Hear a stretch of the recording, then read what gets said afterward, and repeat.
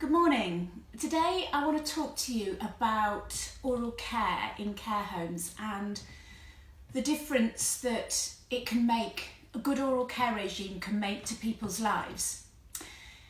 Here at HCS UK, we believe that one of the main barriers that prevent residents in care homes from receiving good and effective mouth care is the lack of availability of fit-for-purpose tools and products. And we really wanted to demonstrate that by introducing appropriate oral care products, massive changes can be made to people's lives and overall health and well-being. So we conducted a trial with a gentleman who I'm going to refer to as Mr. A, who lives in a care home in Leicester with advanced Parkinson's disease. And Mr. A has no swallow reflex and is peg-fed and nil by mouth. When I met with Mr. A, I wanted to introduce myself to him because he was very up for trialling some different products to give him a better outcome. And when I asked him how I could help him, he just said to me, "I want to feel like I've got a fresh mouth again." And I thought, my gosh, that's something that we so take for granted. And yet, it's so important, and it's something that we do without thinking about. But when you've got people who are elderly and vulnerable, who may need help and support and certain products to help support good mouth care, how are we doing? So, the problems that Mr. A had was he couldn't open his mouth very well, so actually delivering mouth care was quite difficult. And as a result of that, he had a lot of debris built up on his tongue and around the soft tissue in his mouth. And because of his risk of aspiration, staff were very frightened of delivering mouth care. So it was very intermittent. And they were using a standard toothbrush and standard foaming toothpaste. And there was a real fear there, so that they didn't have the confidence to deliver the mouth care. And that was having a massive impact on Mr. A's mouth and his care.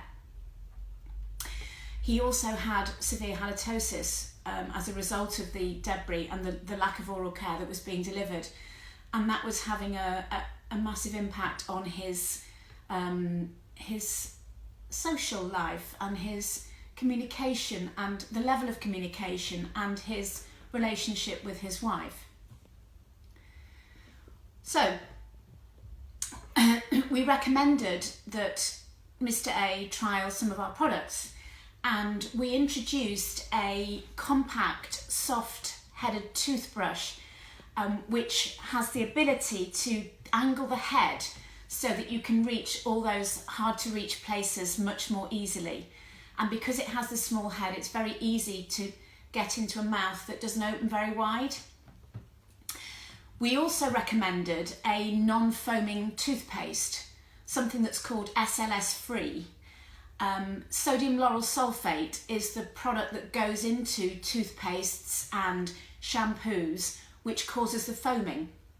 And foam in mouths isn't good if you've got dry mouth and you've got or risk of aspiration.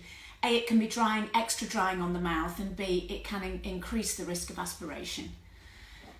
So we introduced a non-foaming or SLS-free toothpaste, and just a small pea-sized amount on the top of the small-headed toothbrush was sufficient, and was enabling Mr. A to have his mouth cleaned properly without that risk of aspiration, and the staff were gained confidence that they were not putting him at risk by using this product. We also recommended some dry mouth gel because Mr. A had some dry mouth issues, and that was applied to his lips and tongue and gums, and that relieved his dry mouth. In addition to that, we recommended the use of our Mouth-Ease oral cleanser, which is a safe replacement of the old style pink foam mouth swab without the choking risk, and that was used to apply the mouth gel, the dry mouth gel, and also to help clean the tongue. After a month, I revisited Mr. A and find out the results of the trial that we've been doing. And Mr. A was a different person. He was much more sociable, he was happier, he was smiley, and he told me that his breath and his mouth felt an awful lot fresher, and that he didn't have a dry mouth issue anymore.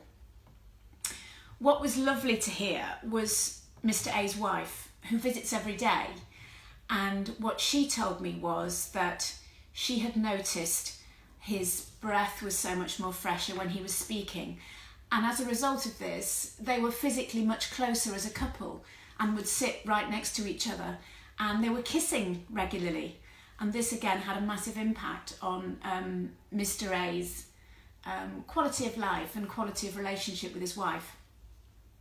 And the nurses and the carers found that they commented that Mr. A was much more communicative because he had the confidence that his breath was fresh. He didn't have the halitosis that he was suffering from before. So his communication with other residents and with staff in the care home had improved dramatically, as well as the relationship with his wife. Mr. A and I had a high five at the end, and he's still using those products and enjoying life so much more. If you're interested in learning how you can help to improve oral care standards for your residents in your care homes, and also meet the new CQC quality standard in oral care, and demonstrate that your service is effective and responsive, we are holding a CPD accredited course on Wednesday the 20th of September entitled How to Achieve CQC Compliancy with Oral Care in Care Homes. For more details, please head over to our website at www.hcsuk.co.uk, and you can read more into the case study that we did with Mr. A. I hope you found today's post useful, and we look forward to seeing you again soon. Bye.